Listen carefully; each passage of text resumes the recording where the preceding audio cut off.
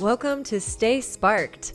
On this show, we explore how to stay inspired in the modern world through the most profound lessons from Burning Man, relationships, entrepreneurship, psychedelics, spirituality, travel, and more. On today's episode, we get down and talk about insecurities. We talk about how insecurities have impacted our lives and how we overcome them. And we discuss our processes for how to overcome our insecurities, manage our insecurities so that we, our higher selves, are the ones in the driver's seat. Enjoy the episode. Hello, friends. Thank you for joining us today on Stay Sparked. I'm Betsy. I'm Halcyon. And I am JANUS. We are so happy that you've been listening and enjoying these sparks of inspiration we've been spreading out. Today, we would love to give a shout out to one of our wonderful Sparked listeners, Shauna. Thank you so much for leaving us a review on Apple Podcasts. She said, "Some days I feel like the only reason I have my head on straight is because I'm able to get some grounding from these discussions.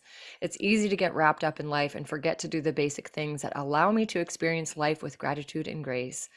Thank you, Shauna, so much. We are so happy to be a grounding force in your life. Thank you so much for taking a moment to leave us a review. That helps spread the sparks far and wide. Yeah. So I'd love to start off with some gratitude. What are you grateful for today, Halcyon? I am so grateful for my sister-in-law, Jen, and my brother, Jim. They celebrated their 19th wedding anniversary yesterday, and I'm just so blessed to have witnessed their union, their love, their creation of family and home. I'm just super grateful for them in my life. Amazing. I love that. How about you, Janus? What are you grateful for today? I am grateful for festival season is in full swing. And I didn't go to Burning Man and I didn't go to Bhakti Fest. I'm going to a festival this weekend with some dear friends up in the hills above Los Angeles. Looking forward to it. It's going to be a good little reunion of Soul Fam. Nice. Amazing. My gratitude is for you two. I am so grateful for your friendship and for these conversations. I am absolutely enamored and in love with both of you. You both are my gratitude today. Oh, love you, Betsy. Thank you, Betsy. Yeah. Yeah. Love you back. All right. So we have an interesting topic today that I'm excited to explore with both of you. Two people that I see as beautifully confident souls who are also human. We all are. The topic today is about insecurities. It is something that I think all humans at some point in their life navigate through, whether that's about body or voice or comparison or expression or all kinds of different things. And so love to start us off with a little bit of an inquiry around how does insecurities show up for you in your life? If there's anything that feels relevant to share in regards to into this topic. And also, what is insecurities? What are insecurities? Oh my gosh.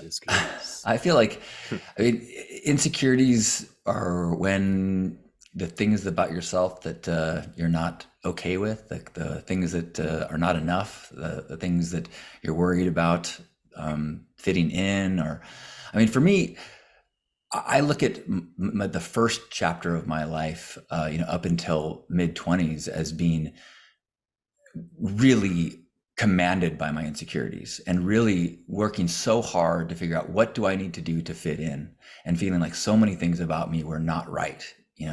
My skin was not right. My hair was not right. I was so focused on what do I need to do to fit in and to be cool. And that kind of voice is constantly telling me, you're not right, you're not right. And that I'm still, there's a lot of those voices that I have quieted, but they still come up all the time. And I really have to be aware of when, and where those voices are coming from. Sometimes it's I feel like it's been there all along. Sometimes it's the echo of something that was said to me in high school, somebody making fun of me once, and then suddenly I am insecure about the size of my ears for the rest of my life. It's crazy. Yeah, it doesn't take much. It doesn't take much to I don't know. I think we're all kind of not born with it, but we're kind of like brought into like an insecure world. I remember being a child, being, more or less, the insecurity didn't really kick in until I got to school. And there's this, this whole comparison and these people that oh, that person seems cool, and that person says something rant towards me, that means I'm not cool or whatever. So it's one of those things that it's like we feel kind of fine when we're by ourselves, and then we get out in the world and it's like, oh, all this comparison starts happening.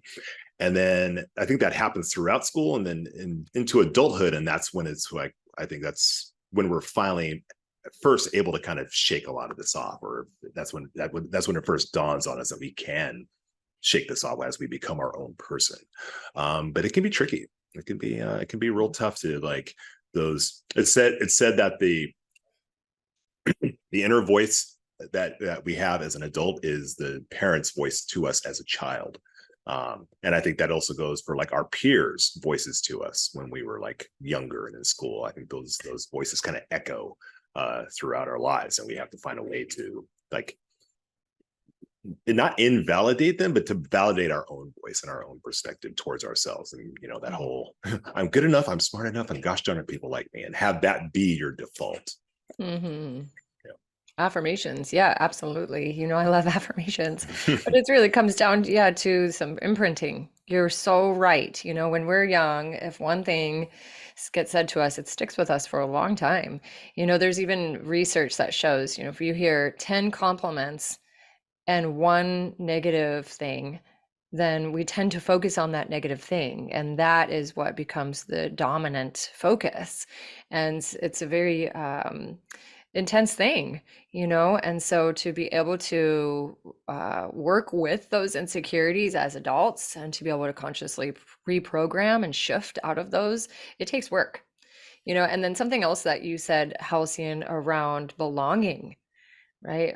The sense of belonging is primal in our nature, right? Because to belong to a tribe is going to depend on our survival.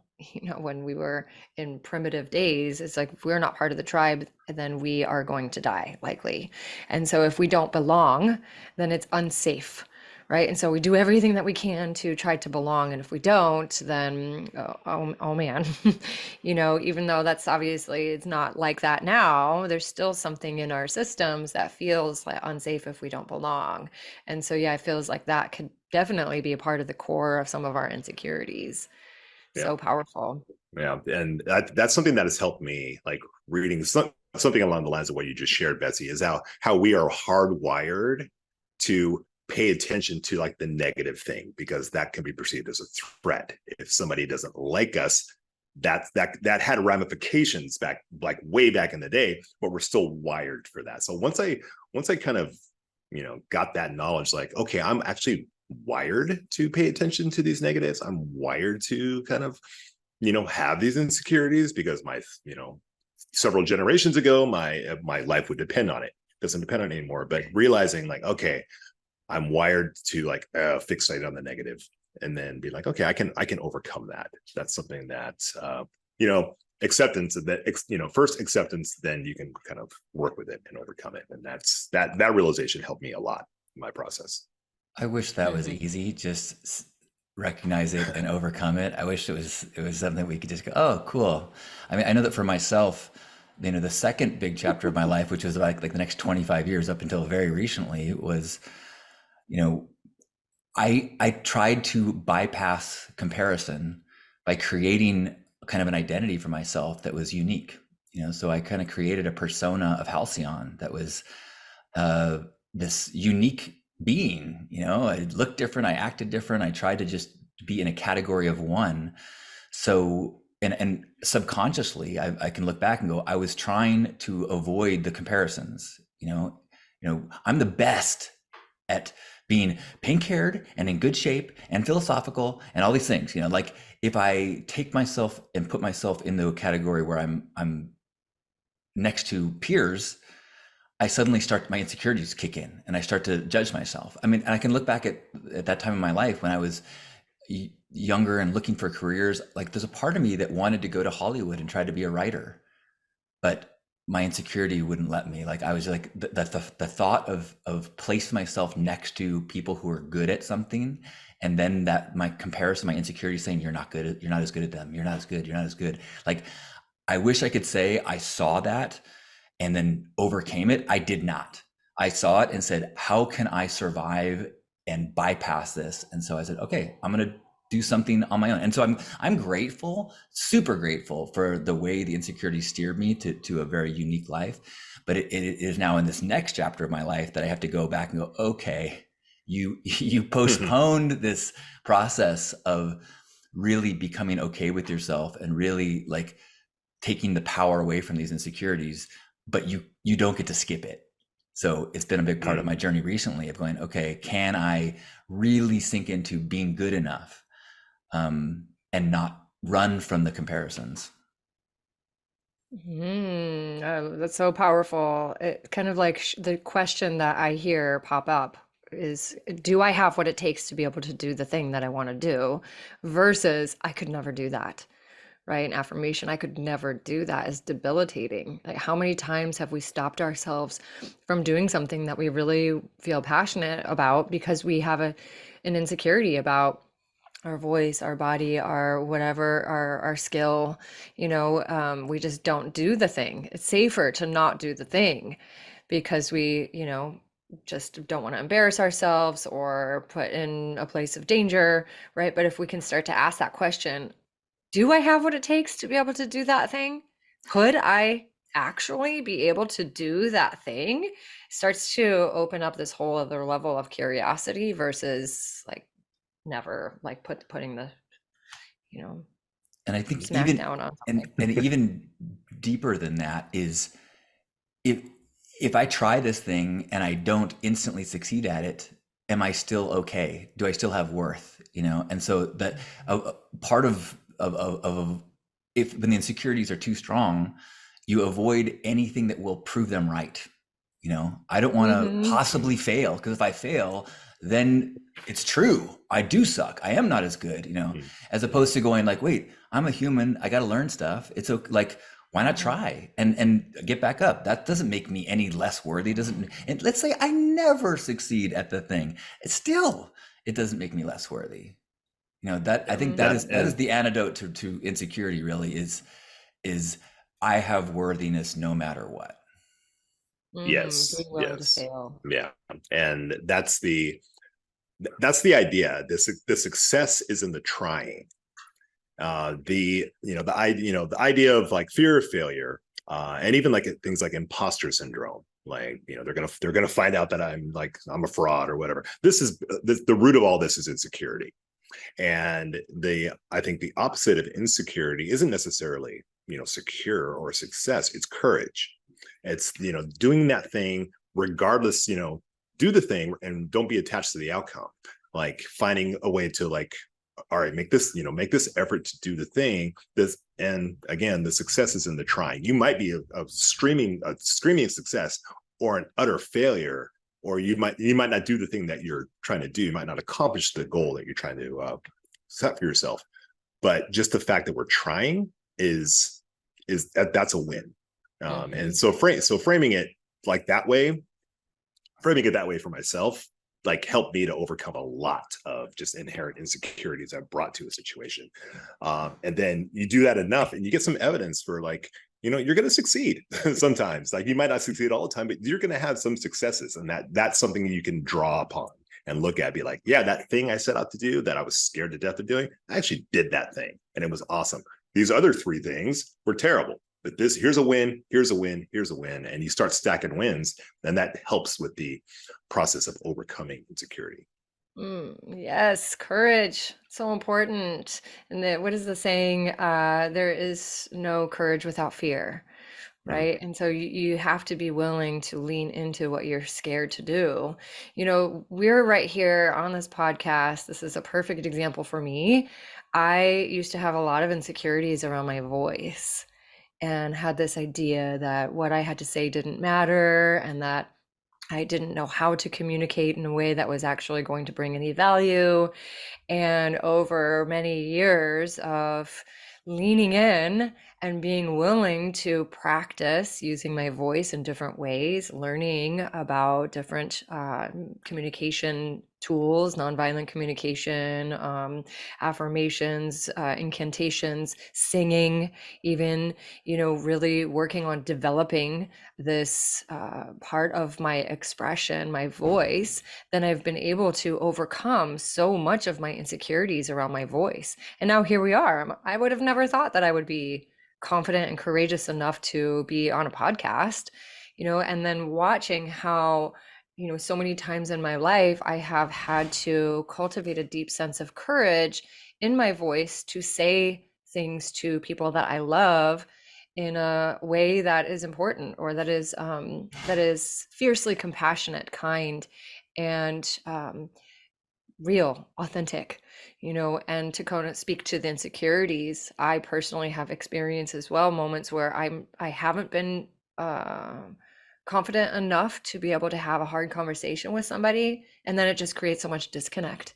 And I've seen that with friends. I've seen that in so many different situations where, people will just shut down, will just, not say the thing because I don't have confidence within my own voice to be able to have a conversation with someone about my needs, right? If I'm insecure about how this person's going to receive what I have to say, then I'm just not going to say the thing at all.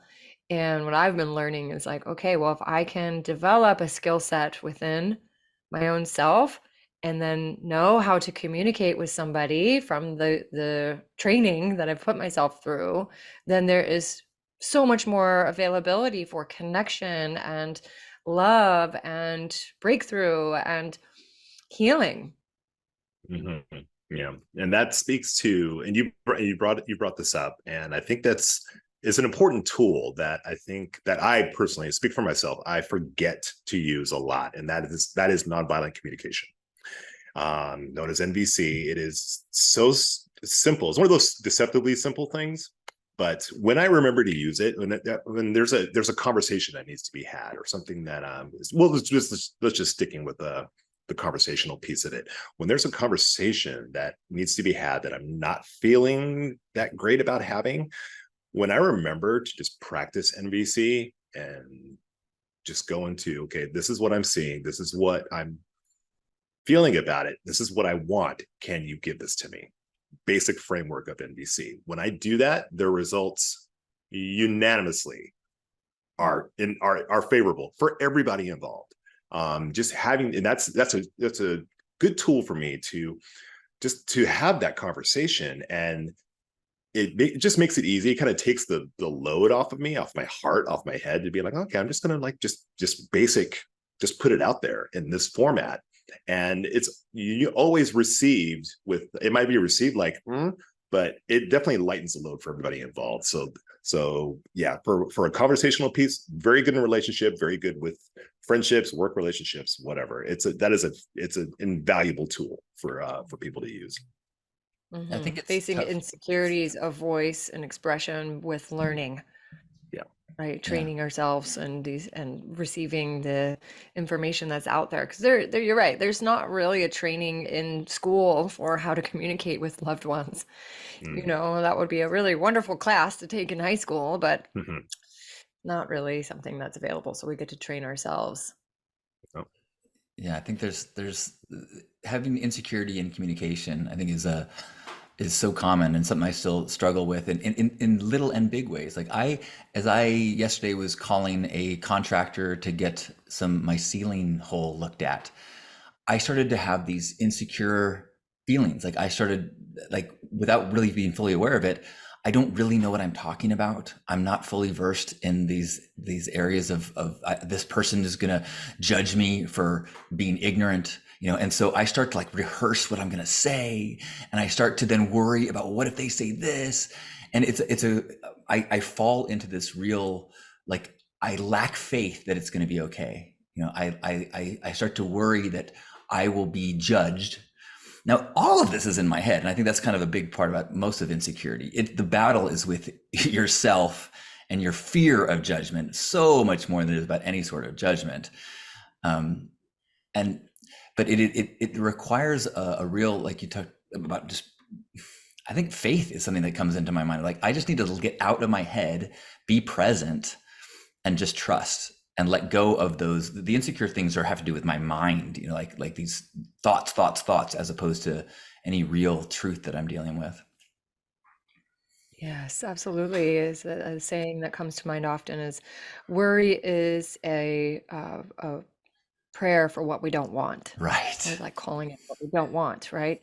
And so one of the places I've been practicing is catching when I'm in the future projection of the worst outcome, right? Like, oh God, this is going to be so horrible. I don't know how this is going to go. I'm probably going to fail. This is going to really suck. And then catching and going like, wait a second, what would be the highest and best outcome? Right. And I love doing that in conversations too with friends, because sometimes a friend will start to do that same thing. Like, oh man, this is a really horrible thing. And this is going to be so hard. And it's like, wait a second. Well, what if it wasn't? Hmm. There's a practice that baseball players do. I've heard of this or read it somewhere, that before a game, they will sit in the locker room and they will imagine themselves high-fiving at the end of the game and get into that state of emotions, what it feels like to have the game's done already and they won and it's an amazing outcome, right? And they get to that like, yes. And so I love that, because then I start to practice that with hard conversations or with certain things that I'm going to be doing. Like, for example, I do some performances from time to time. And so I start to imagine what I'm going to feel like after the conversation or after the performance or after the event that I'm going to be doing. And I get into that like, yes, oh, yes, I feel so relieved. I feel so happy. I feel so accomplished. I feel like everything just went even better than I planned. Sometimes I even imagine hugging someone at the end of the conversation, or even like another one is like, I imagine I get somewhere in my car and I'm going in to have that hard conversation. Instead of going like, "Hey, I'm so scared how this conversation is gonna go. It's like, don't trust my voice." I'm like, okay, let me just take a breath. I'm gonna see what it would look like for me to get back in my car with this like sense of, oh wow, that went amazing. Mhm. And I will tell you, the more that I'm practicing it, that it works. It absolutely has helped to eradicate so much of my fear and insecurities around my abilities to communicate and to be able to do the things that I once was really scared to do.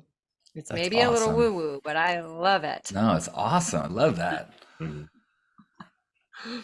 Yeah, for me, yeah, that's great. And for me, something that I've that has helped me a lot, and Halcyon, you kind of sparked this memory, or this realization, that going into a conversation, like the idea of like, self-deprecating, like self-deprecating humor can be is fine, and we can definitely go a little too far with the self-deprecation. But when I go into a conversation with somebody that knows more than me about a topic, and there's plenty of people in our community that know a lot more than me about a lot of topics, but if I want to talk about this thing, or I need some help with this thing, I go in and be like, okay, you're the expert, and or I know nothing. I don't know what I'm talking about, but I'm going to talk anyway. And just kind of just manage expectations at the beginning. It's like, okay, I need help with this thing. You're the expert, so I'm gonna, I clearly don't know what I'm talking about, but here's my issue, and bring it up, and then that just kind of sets the table, and for understanding on the other part of the other person. I don't have to sound like I know what I'm doing, because I just told them I know. I just told them I don't. So that kind of puts everything at ease, and just allows them to kind of be like, oh, okay, so this is what you need, this is how I can help you, and so on and so forth. Like I just had a meeting with some friends of ours on a business thing. They're well steeped in this knowledge, and I know a lot, but I don't know as much about what I need to know about as they do. So I came in with just a beginner's mind, and just be like, yes, just allow them to say some things that I did already know about, but there's so much more knowledge there. So I just went in and be like, I know nothing. Tell me what I need to know about this. And then even when they told me something I did know, I was just like nodding, okay, because there's all this other goodness that was coming my way. So there's a bit of insecurity I had going into that meeting, but just kind of leaning into that, being like, yeah, okay, I'm gonna, this is an opportunity for me to learn something. So just kind of put myself in beginner's mind, student's mind, helps me to kind of embark on those tricky conversations that I'm not necessarily feeling great about.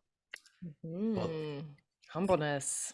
and that tactic of speaking the insecurity or speaking the uncertainty, I think is really good. You know, like it gets so much worse when we're trying to defend the facade of confidence, you know, or to pretend like we know what we're doing. I fall into this all the time where, you know, the mechanic says, well, it looks like you got a rabble rouser that's disconnected from the flim flam. And I go, yeah, I thought it might be that. Yeah, totally. You know, I'm like, why? But I'm there's something in me deep down that has this fear of being stupid. You know, a fear, and so a lot. I really insecurities really kind of trouble me in those moments where, and there's beautiful opportunities to learn, like you mentioned, where I am scared to feel or look stupid, and so I don't ask the question, or I don't acknowledge, or even like I won't say yes when someone says, do you want me to explain this to you? I'll be like, I'm way better now, but I think as there's if I could just say, could you slow down a little bit, or actually, you know, I don't understand that word, or can you say that one again, or take it back one more step, or before we begin, as you said, Janus, like I'm beginning here, so give me some patience as you explain this to me. But it takes me being really aware of what I'm doing to not fall into that defensiveness of like, careful, don't let yourself lose your footing. So stay cool. Self-awareness. You had to be able to catch yourself in that moment and see where you're trying to like puff up and then come back into a place of just staying humble and being willing to not know, right? One of the things I like to practice now too is asking what certain words mean. Whereas maybe in the past, and you know, sometimes still, like if someone says a word I don't actually know the definition of or understand what that means, then being willing to say, can you explain what that word means? Because I don't actually know. And like letting go of the idea that I'm going to look stupid, you know, and to be able to, yeah, be willing. And then the other piece too, that's kind of really alive for me, we're talking a lot about our communication. And I think that one of the big ones that comes up for me and for a lot of women I know, and I think men too, but is body. You know, insecurities around our bodies. There is just so much in society that shows us what the perfect body is. You know, we need to be tan and fit and, you know, just the right size and the right shape, and to be able to fit into these certain, you know, cookie cutter body types. And if we don't, then we don't, you know, we can't be confident. You know, I was in a women's circle recently, and there was about 15 women, and I would say that there was probably at least 3 or 4 women that shared in the circle about their body dysmorphia. And these are gorgeous women. One in particular that when she was just about to share, I thought to myself, gosh, she is so gorgeous. She's like 57 and just glowing and just looking so hot and radiant. And then the words that came out of her mouth, you know, she said 24/7 she has body dysmorphia and how hard she is on herself. And when she catches a glimpse of herself in the mirror, she just says all these horrible things. You know, this is unfortunately a very common thing that a lot of people deal with, our body image and how we feel. If there's like a little bit of fat rolling over our pants, it's like, oh God, I can't go out in public, you know, or like makeup, for example, you know, can't go out in public unless I'm looking all, you know, done up.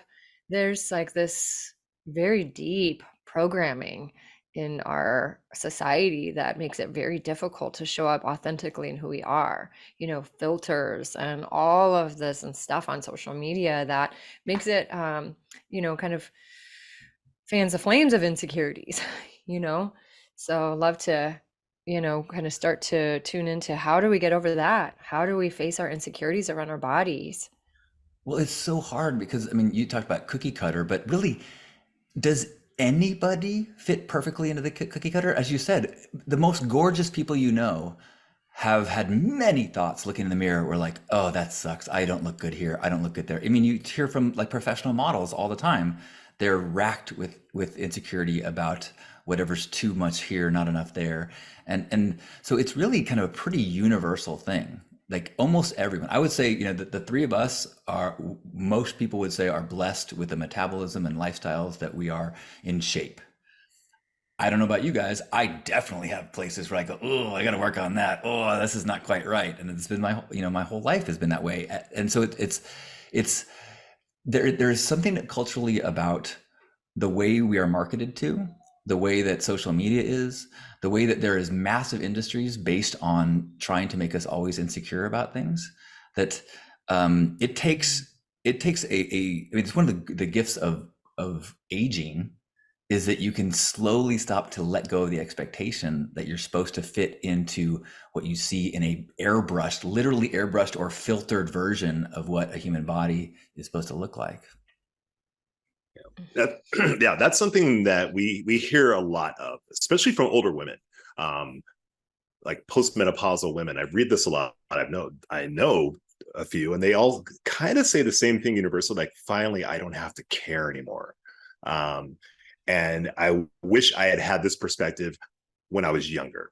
And you kind of just realize what a game it is. And I think that's true for men too. I think men kind of come to that because we don't get as much pressure. Like the dad bod is celebrated, and there's men like in their 30s being like, "Yeah, I got my dad bod. I'm stoked," and it's just fine for men to do this, but not for women. This is another topic for another time. But yeah, as far as overcoming that, there's a lot to do with just getting older, that wisdom that you just acquire just from living a certain amount of time, where you just stop caring what people think and you start not believing what you think all the time as well. That was like a key thing for me, that saying, like, you don't have to believe everything you think. And that really kind of hit home for me as well. Like, oh, because even back in the day in my 20s, when I was like a competitive bodybuilder, I was like spending all this time in the gym, getting super fit, this, that, and the other thing. And even then, yeah, it was always like you had to look for the thing that needed improving. And I'm surrounded by all these people who were like literal like specimens in the gym, like both men and women, and it was always fixating on that little bit of back fat that just couldn't come away with. Everything else was awesome, but it's one little thing. And yeah, it was pretty insidious, how that's, how society kind of does that to us. And I think it comes, it's, a deep thing, like Halcyon's shirt says, like, love more, fear less. It's easy to say, but tough to get to that place of self-love, like to be okay with your wrinkles and your, a little bit of your body's not quite the ideal. Like I said, nobody fits into that cookie cutter thing. And with self-love comes self-acceptance. And you start to just be like, yeah, I'm good. I'm not going to be this. I've never been this ideal person. I will never be this ideal person. That is not something worth striving for. And for some people it is. But making that choice for yourself, I think is super empowering. And you get to that point where you don't care what other people's opinion of your body is. You start to become comfortable with who you are. And if you feel good about exercising, by all means do it. But when it comes, all the things in life that are kind of they don't feel very good. So like, I have to exercise, I have to get this body right. It's like, that's no fun. And we want to have more fun in life. So if you're feeling it, great. If not, work on the self-love and acceptance. Mm-hmm. Yeah, and it's a balance, to be able to find that place of self-love and self-acceptance and not let that kind of take you to a place of just complacency. You're like, well, this is who I am. I'm just gonna like sit around and, just not really do anything to tend to my personal growth because I don't really care. Right? But there's a balance to be able to have self-acceptance for who I am, wrinkles, fat, whatever it might be, but then also finding ways where I can boost my diet or boost my self-care routine to be able to actually help to, feel good in my body and feel good when I look in the mirror, for my own self, and then the other spark that comes through is big magic. It's Elizabeth Gilbert, I believe, and Mm, she speaks about fear and doubt. And she says, whenever we start a new endeavor, new creative project, art project, whatever it might be, it is inevitable that fear and doubt are going to come along with this experience. And it's up to us to be able to put them in the back seat, right? If fear and doubt start coming in and we let them drive, right, then it's going to be very difficult. But if we can just put them in the back seat, like some screaming kids, like, yeah, I'm going to hear those voices and saying, you can't do it. You're not good enough. You're not smart enough. You're not pretty enough. You're not this, that, or the other thing. And just go, oh, hey, I hear you screaming back there. And guess what? I am going forward anyways. Right. mm, I think that is a really beautiful way to be able to get into a better relationship with these different parts of ourselves. Right. Because the programs that get imprinted, whether that is from things that people said to us as children, or certain things that we've seen or read, or, all this different imprinting that we receive, to be able to rise up and out of those and know that our true self is whole, is perfect as we are, is unique in its own expression, then we can start to be more free, right, Mm, from these like painful, sometimes debilitating insecurities, right? It's when those insecurities, those voices are in the driver's seat, and it's up to us to practice, like, when they're in the driver's seat, and go like, actually, I'm calling in my higher self. You're gonna go ahead and scooch back there. Or my mom says, actually, she's quite wise. She says those are some of her roommates, her old roommates, and she said she has put those voices in the basement. mm. They used to be in the master bedroom. Now those insecure and doubtful, worrisome voices live in the basement. Mhm, I love that, and I love that the idea of putting them in the back seat or the basement, as opposed to the idea of evicting them or eradicating them, mhm, because I think that can make it so much worse when you have the thoughts and then you feel guilty about it, or like you judge yourself. I mean, or you mentioned, making changes to your diet and then you don't, and then you start to feel guilty, and then you just get this spiraling down. But to recognize that, oh, I'm having those thoughts again. Oh, that's that part of me that is trying to, remind me of that old thing. And then, as you said, call in the voices that are much more productive and escort the other ones to the rear seat. I think that is so much more helpful than falling into that trap of, man, I suck. I suck. Yeah. mhm, Consistency and compassion for oneself is such a core, important part of it, right? The saying "start again" is something I use often. Comes from Joe Dispenza. He says, "I don't care if you stop. I care if you start again." Whether that's a meditation or a new habit, or, catching ourselves in a program. Same thing, Goenka is a meditation teacher. Start again, just keep starting again. And that's a really powerful way to keep coming back to that inner kindness, keep coming back to the new ways that I'm seeing myself, right? Catch myself in a body dysmorphia moment, or self-critical, start again with a little bit of kindness, and it mm, can be very powerful. Every day in every way, keep coming back, and it gets easier and easier and easier the more committed we are to be able to be in right relationship with all parts of ourselves. And what you spoke to is like that inner battle when we try and force these insecurities out and say, get out of here, why do I keep doing that? Then it's this fight inside, and yeah, stays in the loop. It's mhm. like, Yeah, yeah. That's one of the best gifts I gotten from my experiences with ayahuasca. If not the best gift, was the knowledge that we're not here to eradicate these parts of ourselves. We're here to befriend them and embrace them and accept them. This insecure nature, these aspects of us that are not our highest version of ourselves. It's not about like evicting them. It's like, yes, you can. Okay, you're here in the house. You get the basement. Or you get the closet, or you get the back seat. I'm not going to get rid of you, so that when they pipe up, like you're saying, Halsey, like you don't feel guilty. It's like, oh, I thought I got rid of you. It's like, no, I never got rid of it. I am embracing it. I'm managing it. I am learning and doing my best on a daily basis every day. Start again. Those voices come up. It's like, all right, I hear that. Or maybe even stop and be like, okay, I'm going to actually let this insecurity have it say. What do you got to say? Blah, blah, blah. You're not good enough. You're not this, anything. Okay. All right. However long you want to go on. It's like, okay, still going to do the thing. Heard you. You're good. Have a seat. And let's go. Let's begin. Let's start.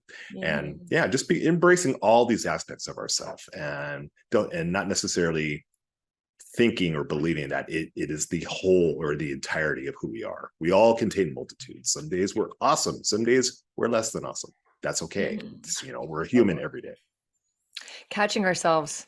That's it. Catching ourselves in the moment too. How often have you looked at a photo of yourself when, someone shows you the photo and you're like, first thing you notice, oh, I don't like that part of me, oh God, delete it. I can't even look at myself like, oh, I was like, wait a second, that's not very nice. Is that what I want to focus on? Right. And so it's like practice to be able to notice when we're doing that, when we start to hook on to the negative things about ourselves. It's like, okay, you know what? It's just coming back to the 10 compliments and the one negative review, and how, okay, you know what? I can see how I don't like how my smile is in that, but like, I can't even see how great my hair looks, right? Catch ourselves when we want to start going into those negative thought patterns and then start to shift it. Yeah, I had a practice, and I haven't done it for a while, and I feel like I'm gonna maybe bring it back, where I would view it as catching butterflies. Like when I had a thought, like, oh, you're this, that, other thing. It's like, oh, butterfly, gotcha, get over here, back in my pocket, and have it so that you're not viewing it as this like dark cloud or like this little demonic voice on your shoulder. Just it's like, no, just a butterfly. Just like that, gotcha. Scoop it in the pocket, moving on. Oh, you just reminded me of a spark. So my friend Aaron Pine, he does a lot of parts work, and he's quite a magical human being, mystical being. And he talks about empowering some of those voices as the bouncers. He's like, these voices are not going anywhere, but I'm gonna enroll them into be the bouncers because they're like badasses. And now they like hold this space in his consciousness and like kick out anything that's not welcome. So he's got these demonic bouncers on his side. They're allies. He's empowered the shadow as allies. Yeah, that's what we're here to do. It's like all these parts of ourselves that when we befriend them, it's like we talked before about the shadow, embracing the shadow, romancing the shadow, becoming friends with all these elements of our personalities and elements of ourselves, so that we're not our own enemies. There's nothing. I might have these voices, but they're not my enemy. They're parts of me. So we can everybody's coming along for the ride. But like you said, I get to drive. the highest version of me is the one in the driver's seat. So yeah. So yeah. So yeah, I feel like we've touched on some wonderful aspects of insecurities and how we each deal with them, and I got some good tools from you guys. Thank you. I'm feeling a little insecure about what I said today.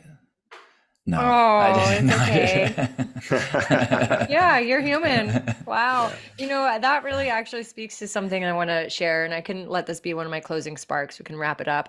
This projection or idea that other people are just so confident and that, they don't have insecurities, right? It's like I look at you, Halcyon, the way that you put your stuff out into the world. You seem so confident. You seem so radiant, so vibrant, and you're human, right? And the realness of your insecurities actually makes me feel empowered. I had a woman come up to me who, she's so sweet, and she goes, Betsy, have you ever been insecure? This idea, like the question in itself made it sound like she thinks I'm not insecure. She sees me as this, very confident all the time person. And I looked at her, I was like, 5 minutes ago, I was really insecure.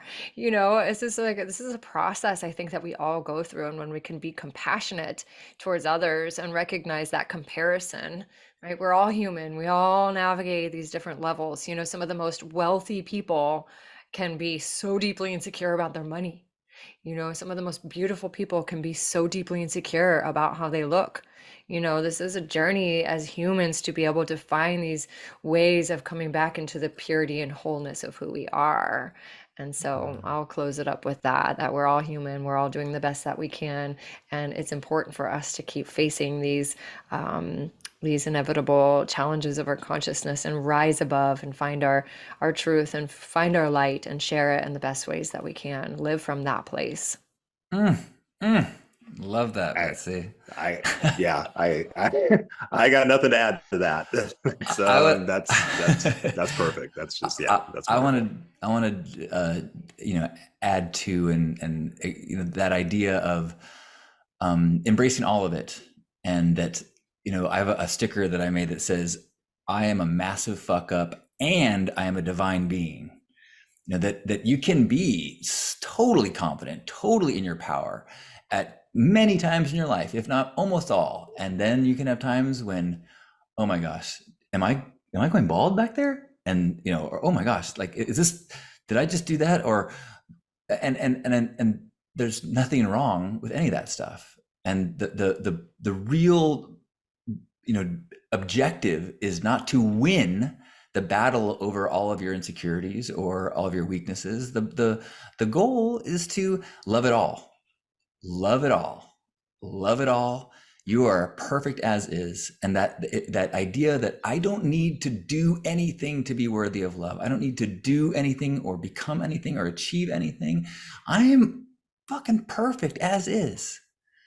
And that isn't going to mean that we're going to be complacent and do nothing. It means we're going to be doing everything that we do from this place of lack of neediness, lack of trying to fix, without the nagging voices of weaknesses. We're just going to be, this is it. And I sometimes I am so in that place, and it is such a beautiful experience to be living. And sometimes I totally lose track of that. And that is when community is really, really important, when you get to be reminded that we're not alone. Everybody is going through this. Everybody. And if you have someone that you look up to and you go, yeah, not them, bullshit. I will challenge any master teacher out there to take away the mask and say, yeah, sometimes I have some doubts too. Sometimes I struggle with this too, because that is part of the human experience. So my final spark is, yeah, we're all doing, you that are hearing this right now, you're fucking doing awesome. Well done. Yeah. You're doing awesome. Yeah. Thanks, Halcyon. Yeah. The idea is, as you guys have said, as we said, the idea is not to win. The idea is to play. The idea is to do the thing regardless of the outcome. Just doing it is the humaning, and that's what we're here to do. And yeah, it's vital to remember, like, yeah, you don't have to do this alone. Like, you've got people, you've got friends, even if you might not feel like it.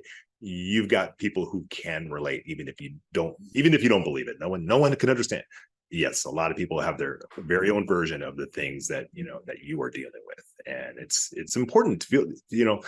For me, like, asking for help was a big thing. Still remains a big thing. I just as soon do it myself. Whatever. It's like, that's my story, and I never regret asking somebody for help. I never regret asking somebody to listen. If I feel like I need to be heard or I want to be heard, I've never regretted asking for that. So it's important to remember that. So you can feel the thing, and that's fine, but please feel free to reach out. And what a perfect segue, because I think all of us here have found some way that we try to offer ways to help, because we are all trying to find the tools to figure out our difficult places, not alone. And so with that, Betsy, would you tell us how we can find you and what you offer in the world? My pleasure. Yes, I love actually helping people to be able to find their inner best friend and to face their insecurities from that place of empowerment. So my project is called Power Affirmation. It is a journal and soon to have some more affirmation cards and a course to be able to help to create life skills for sustainable happiness, really cultivating a deep sense of self-love and self-confidence and reprogramming those belief systems that are outdated and no longer serving. I also do body work, healing work, energy work in person. I'm here in Southern California and part-time in Asheville. So I love putting my hands on people and getting people to breathe and have deep restoration in their nervous systems. And affirmations out there you can find on Insight Timer and on my website. So poweraffirmation.com. Awesome, Betsy. And there Nice. are other tools that help us with our chemistry and our biology. What do you offer in the world, JANUS? I have a nutritional supplement company called NuWorld Nutritionals, and our main product is a microdose product that is designed to improve and elevate your state of mind. Getting lots of good results with people who are managing symptoms of, let's say, ADHD, PTSD, depression, anxiety. It helps people focus, and overall, a lot of people are using it just to kind of have a positive mental attitude throughout the course of their day. And it's great. It's great, and I highly recommend it. Feel free to check out the website NuWorld Nutritionals, spelled NuWorldNutritionals.com, and you can use the code SPARK for 10% off of our products. Awesome. I just got a new bottle. Thank you so much. And I am offering and helping with belonging and gratitude.